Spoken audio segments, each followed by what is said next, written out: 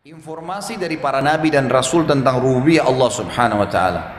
Semua nabi-nabi menyampaikan tentang masalah itu. Apa yang kita sampaikan tadi, Allah pencipta, Allah pemilik, Allah pengawas, penyiap asopan, pemusnah, itu semua nabi-nabi sampaikan. Saya ini cuma penyambung lidah saja, menyampaikan apa yang nabi-nabi yang memang diutus oleh Allah Subhanahu wa taala untuk sampaikan. Informasi dari para nabi dan rasul tentang rububiyah Allah Subhanahu wa taala, kesaksian mereka secara pribadi dan pengakuan mereka tentangnya. Sebagai contoh, Nabi Adam alaihissalam di dalam doanya mengucapkan surah Al-A'raf ayat 23. Doanya make Rabbana. Rabbana, kata-kata Rabb ya. Jadi kalau Bapak Ibu bilang Rabbana atau Rabbi ya.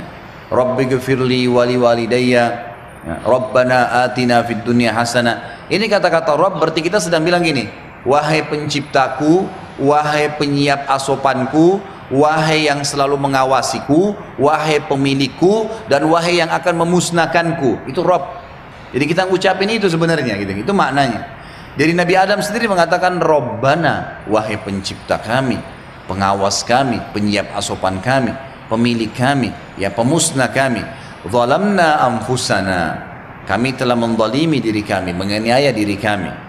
Wa illam taghfir lana wa tarhamna lanakunanna minal khasirin. Kalau engkau tidak mengampuni kami, tidak memberikan rahmat kepada kami, pastilah kami termasuk orang-orang yang rugi. Tapi saksi bahasan perkataan Rabbana, pengikraran dari Nabi Adam alaihissalam tentang rububiyahnya Allah.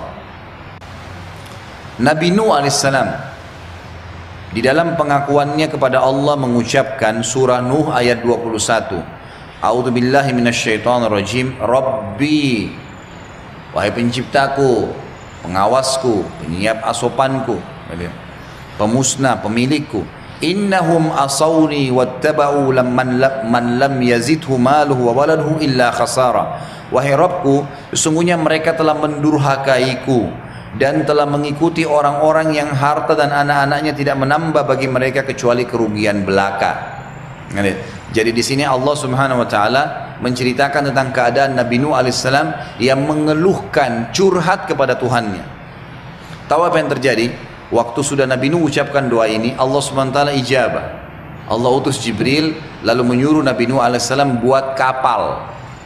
Kapal untuk supaya selamat, gitu kan. Kapal ini bukan main-main, kapal yang sangat besar. Dan yang uniknya adalah pada saat itu lokasi dakwanya Nabi Nuh padang pasir, nggak ada air. Dibuatlah kapal, maka setiap kali disusun kapal-kapal papan-papan kayu, kaumnya yang kufur ini lewat, ketawain Nabi Nuh, Nuh kamu bawa kemana kapalmu? Kamu pakai kemana, ini padang pasir? Mau didorong, nggak ada lautan, nggak ada sungai di situ, jauh sekali padang pasir. Kalaupun ini mau diseret kemana sebesar ini?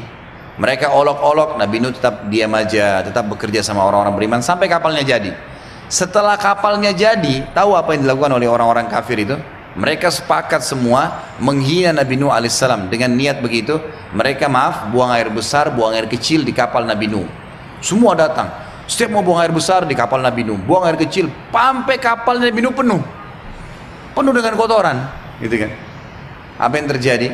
Lihat, kalau sudah campur tangan ilah, Tuhan lain, semua manusia bisa mengatur tipu daya, bisa memanipulasi data, bisa menzalimi orang lain, bisa menunjukkan kesombongan, tapi tetap ujungnya akan ada campur ilah. Nggak ada orang sombong akhirnya nggak dihukum sama Allah, nggak ada. Nggak ada orang yang mengambil haknya orang lain kecuali Allah juga kasih dia balasan terhadap buatannya. Makan harta haram, Allah kasih penyakit yang berat, gitu kan? Yang dia akan bayar lebih berat daripada apa yang sudah dia curi. Allah Subhanahu wa taala pada saat itu memberikan penyakit kulit yang subhanallah hanya kena orang-orang kafir saja. Orang beriman nggak kena. Penyakit kulit mereka itu keluar bisul-bisul yang ngeluarin nanah, ngeluarin darah. Orang beriman nggak kena. Cuma orang-orang kafir saja. Semua satu negeri itu kena. Allah biarkan mereka ikhtiar, mereka berobat, mereka ke dukun, macam-macam mereka lakukan, tidak bisa sembuh. Dan ini bayi pun baru lahir langsung kena penyakit itu, semua. Tapi orang beriman enggak. Tahu bagaimana campur tangan ilah, Bapak Ibu sekalian? Salah seorang dari warga itu setelah setahun atau 2 tahun mereka berusaha berobat tidak sembuh-sembuh. Satu orang pergi, ini mereka masih buang air besar, buang air kecil di kapal Nabi Nuh nih. Ada satu orang datang kapal Nabi Nuh, pada saat buang air besar kepleset jatuh di kotoran mereka sendiri. Begitu dia keluar dari kotorannya, sembuh penyakitnya. Nggak ada penyakit kulitnya lagi, sembuh semua. Waktu dia pulang kulitnya bersih. Dia pulang, kaumnya bilang, kau berobat di mana? Saya nggak kemana-mana, tadi kepleset di kotoran kita. Apa yang terjadi? Satu negeri datang ke kapal Nabi Nuh, cemplungin dirinya mereka. Sampai kata para ulama menjabarkan kisah Nabi Nuh alaihissalam ini, sampai sisa sedikit pun kotoran mereka, itu mereka cuil, gosok. Sampai kapal Nabi Nuh bersih kembali dengan caranya Allah. Karena kalau masih sisa kotoran, masih ada yang kena penyakit tuh, dia harus berobat ke situ. Sudah sampai bersih kapal Nabi Nuh alaihissalam, bersih semuanya gitu kan. Barulah Nabi Nuh alaihissalam disuruh selamatkan orang-orang beriman dan disuruh naikkan siapa yang Allah suruh naikkan. Kemudian barulah banjir terjadi. Perhatikan, campur tangan ilah, ketuhanan ini lain. Hati-hati, jangan mengundang murkahnya Allah. Kalau Allah sudah turun hukumannya itu berat. Makanya Allah kadang-kadang sebelum datang hukumannya memberikan dulu tadarruj, tahapannya dulu. Sebelum tsunami ada banjir kecil, sebelum gempa besar ada gempa kecil, sebelum dikenain penyakit berat sering dikasih penyakit tuh tiap bulan, penyakit ini supaya sadar nih, tetap aja ada masalahnya, sekalian dikasih penyakit yang berat sama Allah, nggak bisa sembuh sekalian, gitu kan? Seperti itu. Jadi harusnya faham ya masalah ini. Nabi Nuh alaihissalam yakin dengan Allah, lalu dia berdoa, ya Allah, ini orang-orang ini 950 tahun saya dakwain nggak mau beriman. Anak-anaknya semua nggak mau, ya Allah. Allah ijabah, buat kapal dan seterusnya seperti kita tadi saya sampaikan.